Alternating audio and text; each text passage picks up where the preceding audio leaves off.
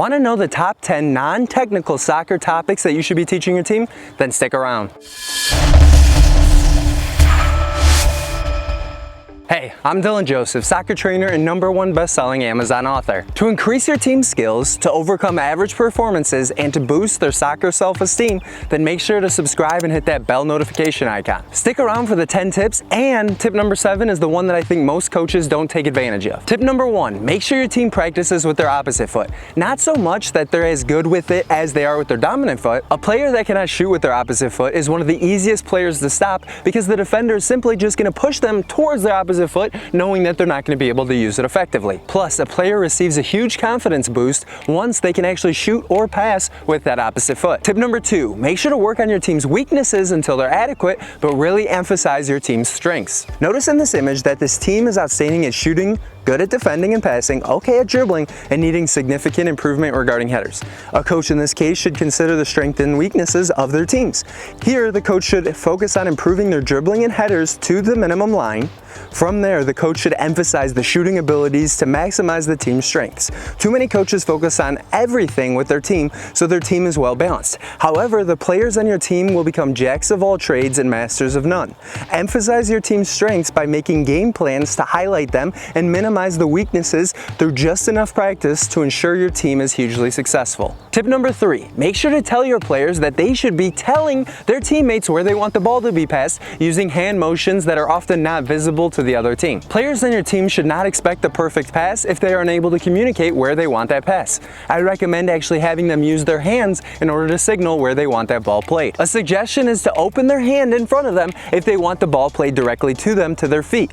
Otherwise, have them point slightly down and to the right if they want that ball played slightly in front of them to the right, and similarly down and to the left if they want that ball slightly in front of them to the left. Tip number 4, insist your players demand the ball, not ask for the ball, and yell for the ball, not call for the ball. And could you give this video a quick like? These shifts in wording, demand versus ask and yell versus call, do a few excellent things for your players that are looking to receive a pass. Demanding the ball and yelling for it with conviction will actually communicate to their teammates that they are gonna definitely do something once they get the ball. Tip number 5, if their back is facing the net in which they need to score, make sure they're constantly swiveling their head to look behind their shoulder to see who's there before receiving any passes. This will allow them to turn confidently and be able to get more assists and to score more goals for your team. It cannot be stressed enough that your players should be looking behind their shoulders anytime they're looking to receive the pass when their back is facing the goal they need to score in. Depending on the situation, it honestly may just be best for them to hold the ball. And even if they turn and look and they see they have a ton of pressure,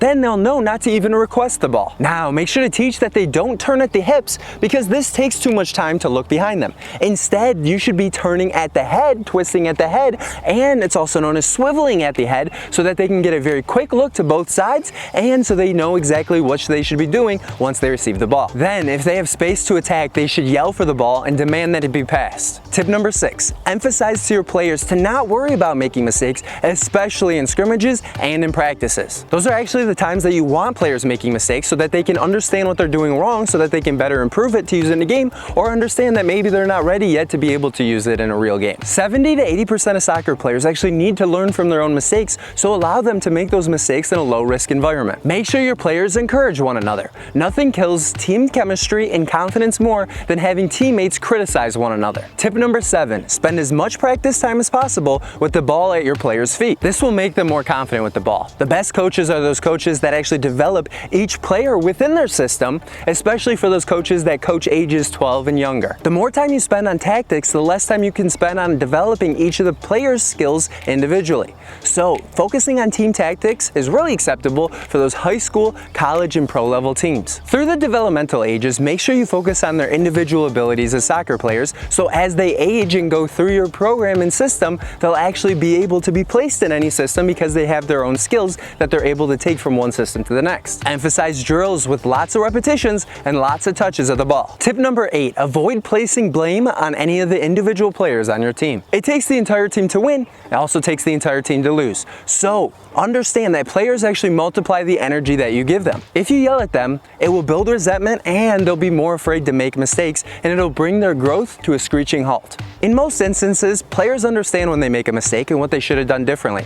Now, it's okay to pull them aside and talk to them individually, but making a big show of it to the entire team will make it so that you kill that individual player's confidence and you give an excuse and a reason for the rest of the team not to win, because they say, oh, well, so-and-so messed up and that's the reason that we lost. Tip number 9, raise your expectations. Players tend to play up or down to the expectations put on them. A Harvard professor, Robert Rosenthal, actually did a study where he told specific teachers that certain students in their classes were actually tested to be highly intelligent. However, all these students were selected at random and no student actually did anything to distinguish themselves from all the other students. For the next several months, the teachers treated these students differently because they had such higher expectations for them. The students who were treated as being smarter actually advanced quicker than all of their peers in the classroom because the teachers had higher expectations for them. Tip number 10, give your players homework. It can actually help double the amount of touches that they get every single week. It's easiest to emphasize their touches of the ball